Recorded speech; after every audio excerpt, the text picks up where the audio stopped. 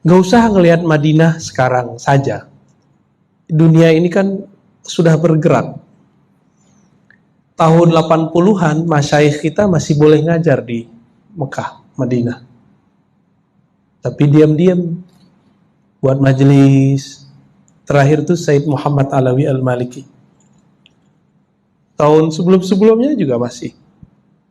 Tapi puncak karena Saudi dapat tambang baru, tambang minyak tahun 70-an itu.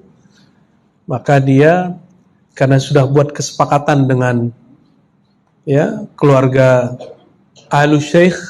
Jadi ada keluarga Ahlus Syekh, ada Ahlus Su'ud. Ahlus Syekh urusan agama, Ahlus Su'ud urusan siasah. Tapi apa yang menjadi kebutuhan siasah harus difatwakan, disetujui oleh Ahlus Syekh. Contoh, adakah dalam Al-Quran dan Sunnah larangan untuk berpartai? Gak ada. Larangan untuk demo, gak ada. Tapi itu difatwakan haram oleh pengikut-pengikut Ahlus Syekh ini. Ya kan? Bahkan mereka di dunia itu tidak ada mazhab yang paling intoleran kecuali mereka. Nggak ada lagi. Kalau sudah dia muncul, yang lain nggak boleh muncul. Dulu waktu sebelum 1924 itu 4 imam ada di sana. Ada imam yang bermazhab Syafi'i, Hanafi, Maliki, Hanbali, ada semua. Tapi dengan ada mereka, semuanya dihapus. Dicari-cari alasan bahwa terjadi fanatisme taklid, itu kan bisa diluruskan. Itu baru kejadian setelah 80-an ke sini, Pak. Jadi baru lama, ya. Apakah orang kalau ngajar di Madinah pasti benar? Saya mau tanya nih. Kalau udah ngajar di Madinah pasti benar. Tinggal lihat dulu siapa yang ngizinin dia ngajar di situ. Gitu. Jadi jangan diadu-adu. Ar-Razi itu kan tamatan Ciputat. Dia tamat Madinah. Apa urusannya? Ilmu kan di mana-mana sama. Allah di Madinah dan Allah di Jakarta sama nggak? Allah di Pekanbaru dengan Allah di Mekah sama nggak? Sama.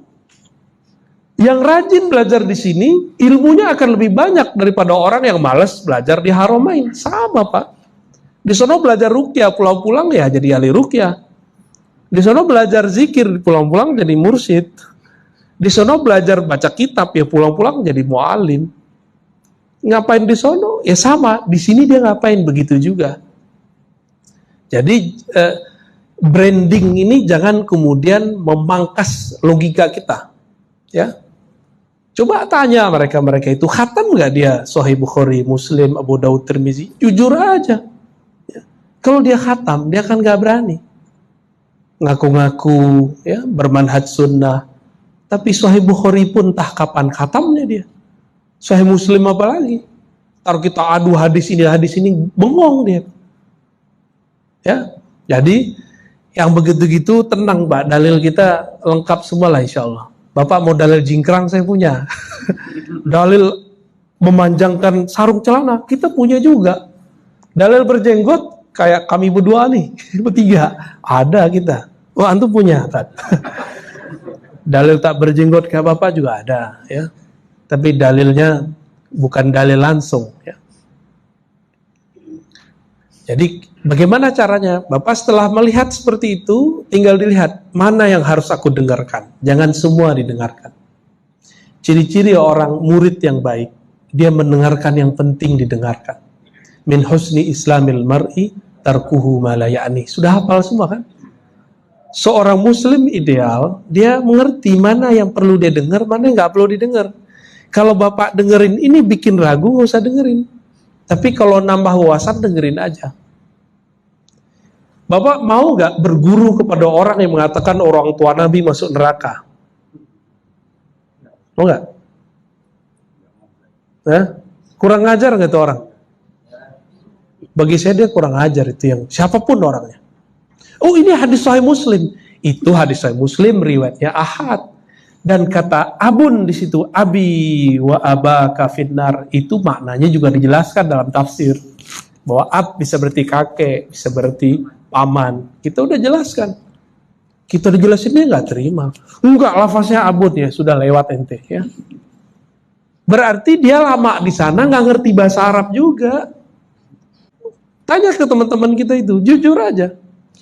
Di sono tidur, di sini tidur, sama hasilnya? Sama. Di sini baca kitab 11 jam sehari, di sono baca kitab 1 jam sehari. Beda nggak hasilnya? Beda, Pak. Beda hasilnya. Orang yang rajin mengasah kolbunya akan terang. Mau di Mekah, mau di Pekanbaru sama. Ya. Orang yang rajin berguru, mau di Jakarta, mau di Mesir, sama. Dia akan selesai menjadi orang yang alim. Tapi orang yang menghabiskan waktunya untuk hal-hal yang nggak bermanfaat, pulang-pulang pun kata-katanya banyak yang la yanfa, tidak bermanfaat. Jadi jangan terpaku di situ, Pak. Maka lihat kata Nabi, jangan yang hadis Nabi deh, pakai kalamnya Ibnul Mubarak aja. Al-isnad minad din, bersanad bagian agama. Bukan bisa ngajar di Madinah, bukan bisa ngajar di Mekah, bukan ya. Nanti insya Allah ada ulama-ulama Ahlus Sunnah yang akan kembali ngajar di sana, Pak. Tenang aja. Ini kan Mekah, Madinah mereka kuasain udah hampir 100 tahun. 1924. Ini bakal 2024. Ya, mungkin menambah lah. Nanti akan ada kejayaan kembali. Ahlus Sunnah kembali mengajar di Masjidil Haram. Sekarang masyayikh kita nggak bisa buka majelis. Di sana buat majelis begini digerebek sama syurtah. Oleh polis ya, oleh askar. Enak tinggal di Indonesia. Saya datang ke Uzbek, silsilah Naqsyabandiyah kita kan di sana.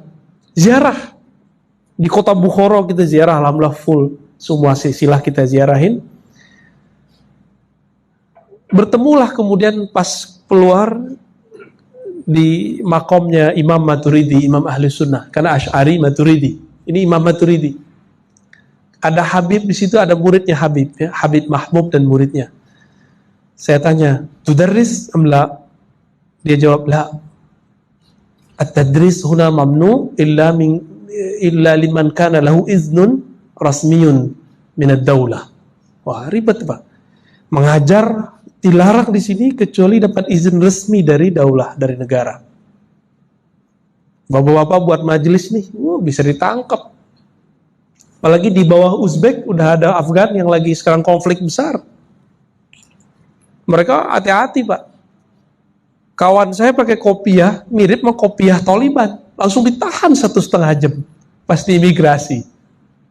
Begitu mereka kayak ketakutan sama orang beragama. Jadi ada trauma beragama di sana, di Uzbek itu.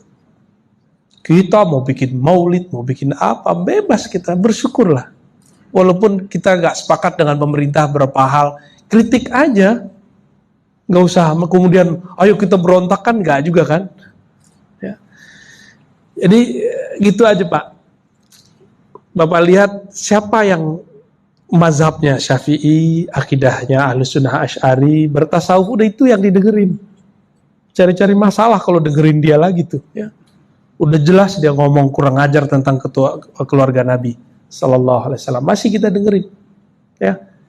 Ada nggak orang bisa mimpi ketemu malaikat kalau dia bukan wali? Dikasih makanan dari surga, dia bukan wali. Siapa itu, Pak? Aminah. Aminah hampir setiap malam didatangin malaikat, nabi-nabi. Bapak mimpi nabi aja belum tentu, ya nggak? Apalagi dia, Pak. Apalagi ketemu malaikat. Dalam dunia thariqah, kalau ada seorang murid mimpi ketemu Nabi, berarti pangkat kolbunya sudah naik tuh. Apalagi bisa yakzotan dalam keadaan jaga, bisa langsung jadi wali dia. Sayyidah Aminah, ibunda Rasulullah, itu melihat begitu setiap malam. Bayangin coba, wali nggak tuh? Maka guru kami, Syekh Ahmad Darwis, murid dari Syekh Abdul Aziz Al-Ghumari, bilang, ini yang kalian gak tahu. Aminah itu seorang wali. Wajar anaknya Sayyidul Anbiya wal Mursalin wal Awliya wal Salihin. Ya,